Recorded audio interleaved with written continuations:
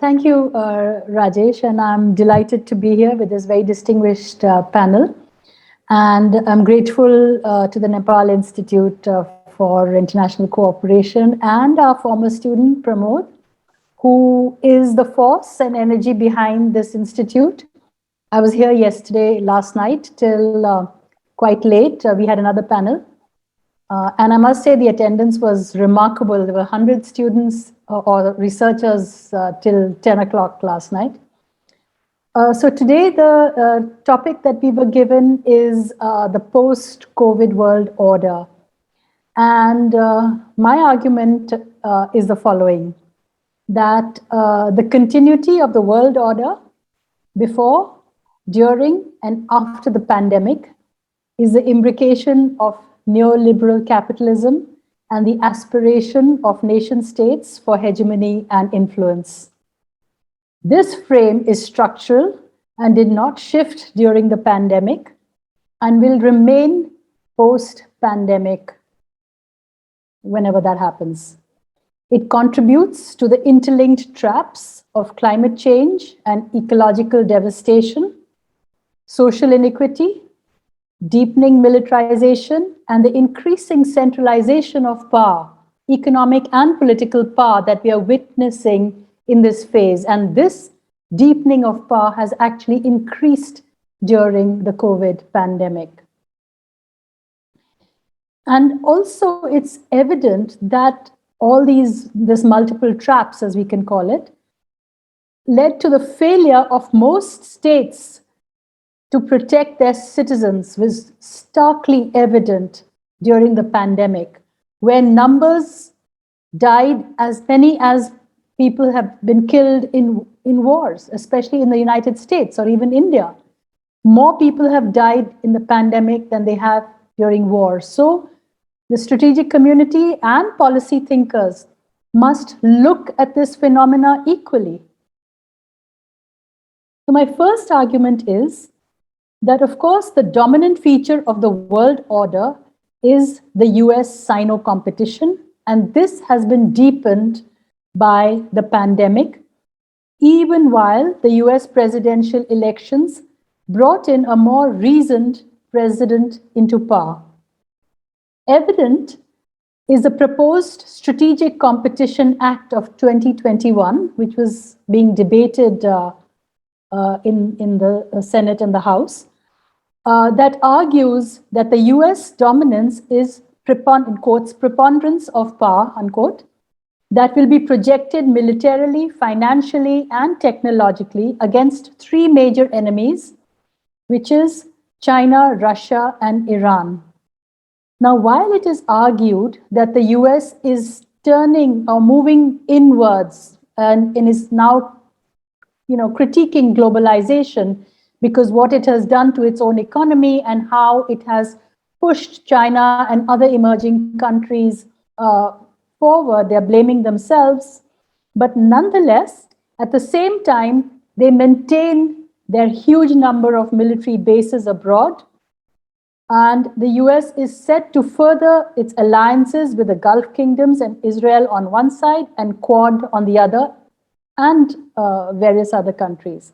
And they would continue with the militarization of space, land, and sea, maintain nuclear strength, and also try to recover some of its financial muscle by checking the BRI, opposing the RCEP, they moved out of it, and economically by maintaining the international role of the dollar, which again, China and various other countries are slowly and gradually, and I've written an article on this, have been moving away from dollar and the dollar swap, and they're trading greatly in local currencies. But it's no threat to the dollar at all as yet.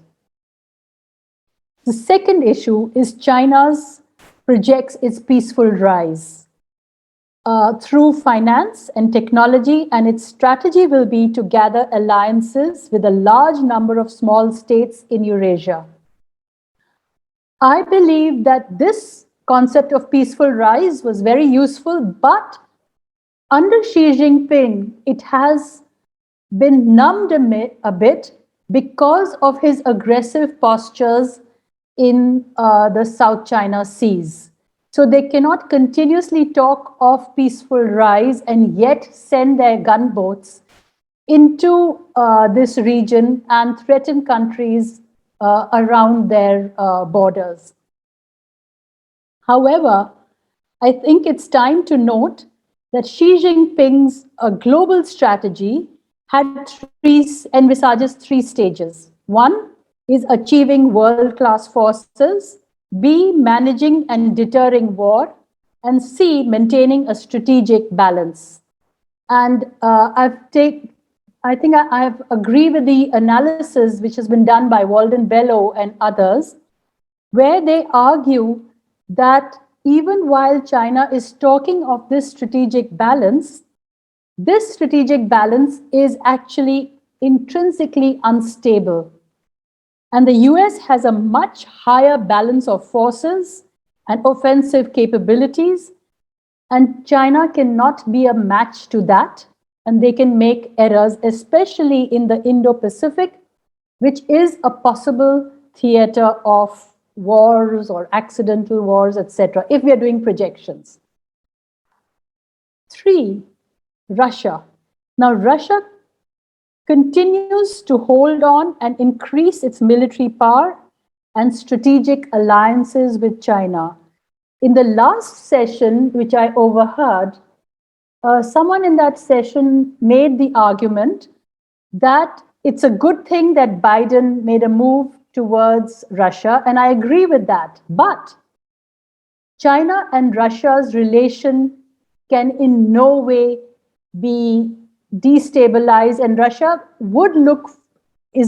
doesn't see the West as an enemy. They never have. They've always been in a defensive, and from that defensive, they move to the offensive. They're interested in maintaining their zone of influence in the former Soviet space, their interests in West Asia, etc.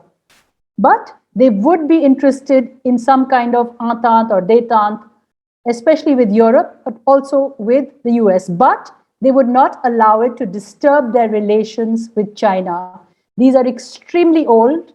They have a continuity since the days of Mikhail Borodin, even since the days of Peter the Great, I would argue, where they always saw China as an area of partnership where they would be liberators, where the West would be imperialists. They do have contradictions with China. They have genuine fears about China moving into Central Asia, but they would resolve all this bilaterally. Economically and strategically, they're extremely tied now with China, and that is where their interest lies. And this has been proven over decades now. And they're not going to do a China on Russia like China did when they collaborated with, and they ditched the Soviet Union in the 1970s. So those principal and minor contradictions and social imperialism, all that is not going to happen. The Russians and Chinese, like the Indians, see a multipolar world, and they believe that a relationship with one country does not have to be on the basis or destruction with another. So this is my view on Russia. As far as the middle powers or the emerging countries like India, Brazil, South Africa, Turkey, Indonesia, and others are concerned, they have a deep and enduring interest actually in a multipolar world. Yesterday, Barry Buzan used another word for it because I don't think they like to accept words which have come from Russia, China, India, etc.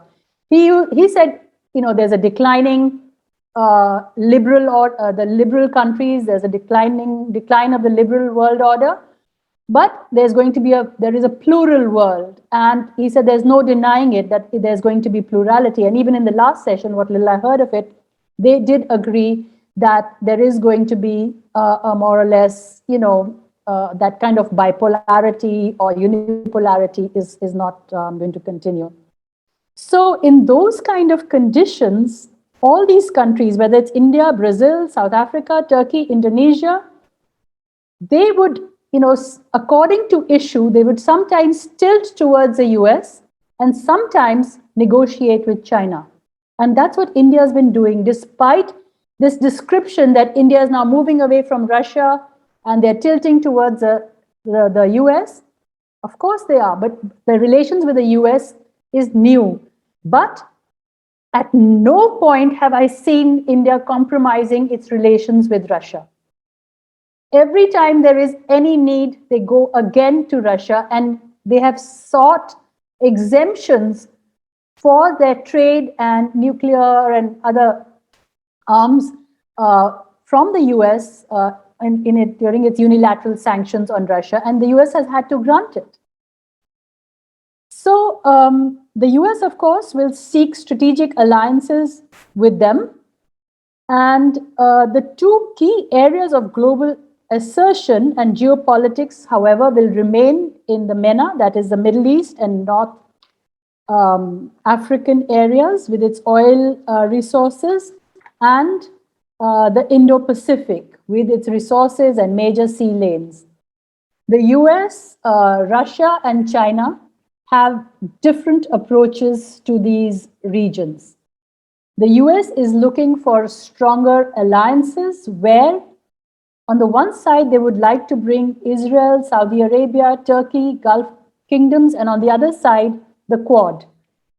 And the US imperial project, however, will not succeed. I think in the last session, Amit Gupta put it very well, that the US military cannot be defeated. It can continue with wars, but it does not want to stay in countries. And that is why no US intervention has succeeded to date, because they cannot stay on in countries and fix those countries.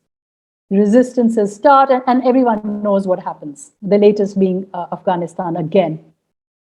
So therefore, in conclusion, I would argue that the US will remain a superpower. I don't think it should have so much anxiety about China catching up. It's still very far. China is nowhere in soft power, in the dollar, and even in defense, it's almost 13 points behind the US. But at the same time, what we are going to see is this plural or multipolar world, however you call it. The US strategy is not in favor of this multipolarity, and they want to continue to seek hegemony and bolster alliances in order to again get a unipolar moment.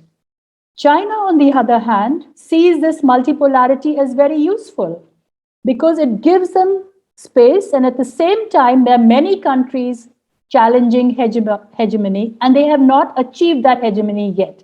Now, we don't know what will happen if and when they achieve hegemony, whether they will still plug for the multipolar world, but currently they are. And the Russians definitely want to see a multipolar world, and they would not like to see China as a hegemon, just as they do not want to see the US as a hegemon. However, this balance of power, contrary to what the realist thinkers have been arguing, is not a very stable situation, and especially currently. Meanwhile, and this is my last statement as it were, the major issues confronting people and states are issues like climate change, increasing inequity, the abuse of human rights, which continue unabated, increasing authoritarianism, and appeals made by the UN Secretary General, supported by civil society and others, and recently reiterated by 127 Nobel laureates, state that life on this planet rests in the collective hands of humanity, and that the political leadership should look at this. So clearly, as Rajesh said in the beginning, I am arguing that the strategic community is quite a powerful community, and they see themselves as advisors to states. So they should put this message also squarely as part of their analysis. Thank you very much.